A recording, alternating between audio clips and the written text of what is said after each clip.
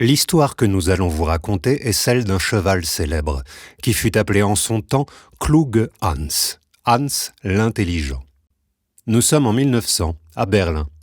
Dans la cour d'un immeuble au 10 de la Griebenhofstrasse, un homme d'âge mûr fait travailler un beau cheval qu'il vient d'acheter en Russie et qu'il abrite dans l'écurie située au milieu du pâté de maison. Cet homme, c'est Wilhelm von Osten, un professeur de mathématiques à la retraite, polonais d'origine, passionné d'intelligence animale. Il a déjà travaillé avec un premier cheval, ainsi qu'avec un chat et un ours. Mais avec Hans, rien de comparable. La relation entre le maître et les talons est très forte. Von Osten est rapidement convaincu des attitudes exceptionnelles de son cheval. Avec lui, c'est tout son métier d'enseignant qui refait surface. Et puisque cet animal est intelligent, il va lui apprendre patiemment les chiffres, les lettres, les opérations, les dates, les couleurs, les notes.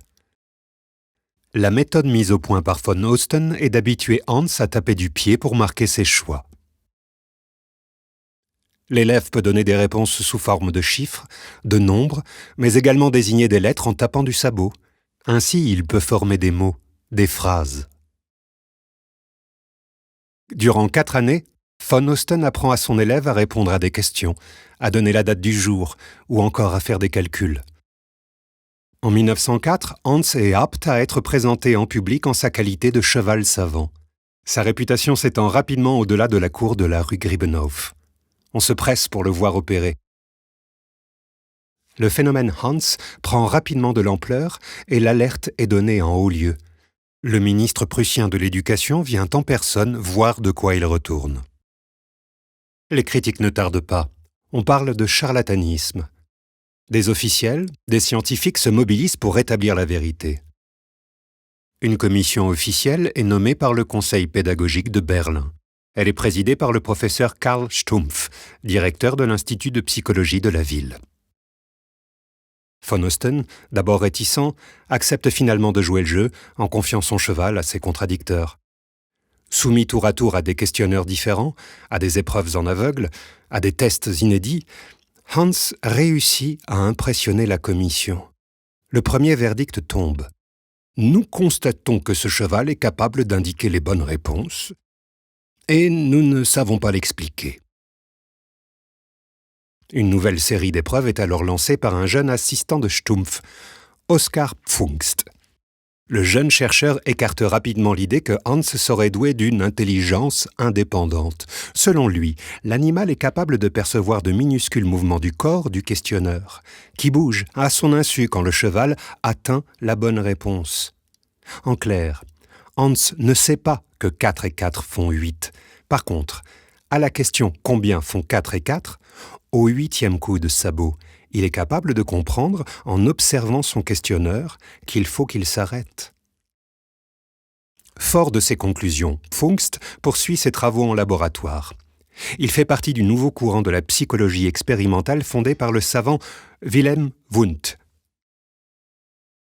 Pendant ce temps, von Osten poursuit ses expériences avec Hans. Il reçoit régulièrement des personnalités qui veulent en savoir plus. Il se lie alors d'amitié avec un certain Karl Krall, un bijoutier de la ville de Helberfeld. Ce dernier est également convaincu de l'intelligence de l'animal et vient régulièrement lui rendre visite. L'histoire change de tournure quand, en 1907, Oskar Pfungst publie enfin son rapport. Ses conclusions sont catégoriques. On ne peut pas attribuer à Hans la capacité d'intelligence.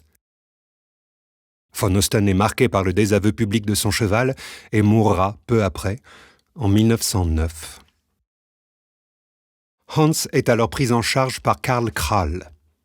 Aux côtés de son nouveau maître, il retourne au travail avec 2 autres chevaux, Mohammad et Zarif. Avec ses compagnons d'école, l'aventure redémarre de plus belle. Démonstration publique, des savants leur rendent visite. Mais pour Hans, le goût n'y est plus. Il vieillit. En 1914, réquisitionné pour devenir cheval militaire, il part pour le front. Les circonstances de sa mort restent inconnues. Durant une dizaine d'années, ce cheval aura fasciné ses contemporains et incarné la question de l'intelligence animale. Il aura une longue postérité scientifique et deviendra emblématique du risque de biais dans les observations animales, quand le sujet observé est influencé par sa relation à l'expérimentateur. Mais le cas Hans a une portée plus large.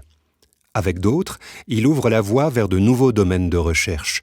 Les influences entre les êtres vivants, l'empathie, les phénomènes de contagion, de communication non langagière, de ressenti partagé. Domaines qui sont désormais reconnus comme des lieux d'exercice d'autres formes d'intelligence, sociale, collective, émotionnelle.